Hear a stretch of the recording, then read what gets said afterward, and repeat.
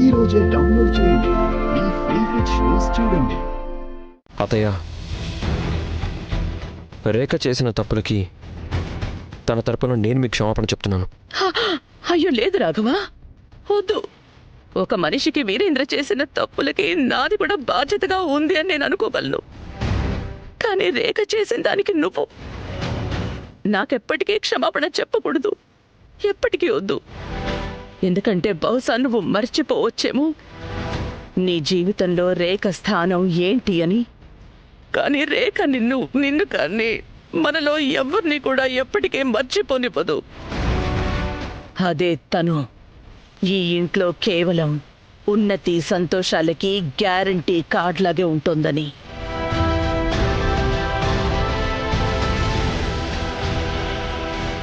స్వయంగా తాను మర్చిపోదు. మనల్ని ఎవరిని మర్చిపోనివ్వదు.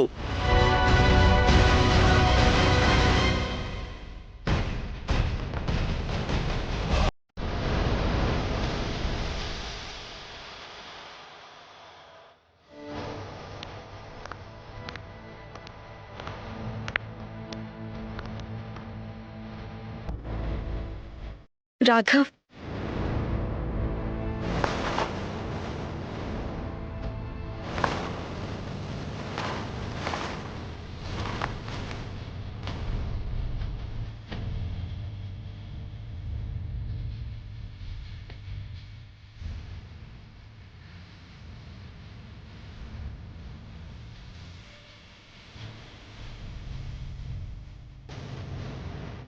నువ్వు నా కొడుకు పెళ్లిని పెటాకులు చేయాలనుకున్నావు కదా. ఇప్పుడు చూడు రేఖ, నీకు రాఘవ్కి మధ్య బంధాన్ని ఎలా ముక్కలు చేస్తానో. ఈరోజు ఎలా అనిపిస్తుందంటే ఏదో నీకు దూరం అవుతున్నట్టు లేదు, నిజానికి బెస్ట్ లైఫ్ పార్ట్నర్ కి దూరం అవుతున్నట్టుంది. తనకి మీరు ఒక సంచలనమైన న్యూస్ మాత్రమే. మీ బ్రేకింగ్ న్యూస్ ని ప్రసారం చేసి తనేమో గొప్ప రిపోర్టర్ అయిపోతుంది, కానీ మీ లైఫ్ మాత్రం సర్వనాశనం అయిపోతుంది. మిస్టర్ వీరేంద్ర గారు ఒక్కరే జైల్లో ఎందుకున్నారు? ఆయనకి సహకరించిన వాళ్ళు నోటికి తాళం వేసుకుని నోరు మూసుకుని అన్యాయం జరుగుతుంటే చూస్తూ ఉండిపోయిన ఆ కుటుంబం పూర్ణిమ అపరాధులు కాదంటారా? ఈ రిపోర్ట్ ఇచ్చినందుకు నేను ఇంకా మా టీం మొత్తం ఎంతో మంది ఆడవాళ్లు కూడా రేఖా చౌదరికి ధన్యవాదాలు చెప్పుకుంటున్నాము. ఇదంతా రేఖ చేయడం వల్ల జరిగింది. రేఖ అలాగే తనలాంటి రిపోర్టర్స్ కేవలం వాళ్ల లాభం చూసుకుంటారంతే. వాళ్ళెలాంటి అడవి మృగాలు తెలుసా? వాళ్ళకి వేటాడడానికి బయటెవరూ దొరక్కపోతే వాళ్ళు సొంత వాళ్ళనే వేటాడటం మొదలు పెడతారు. పూర్ణిమోదనం,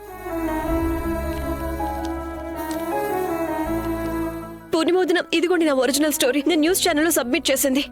మీరు ఒక్కసారి దీన్ని చదవండి, అప్పుడు మీకు అర్థమవుతుంది అక్కడ జరిగిన దానిలో నా తప్పు ఏదీ లేదని. ప్లీజ్.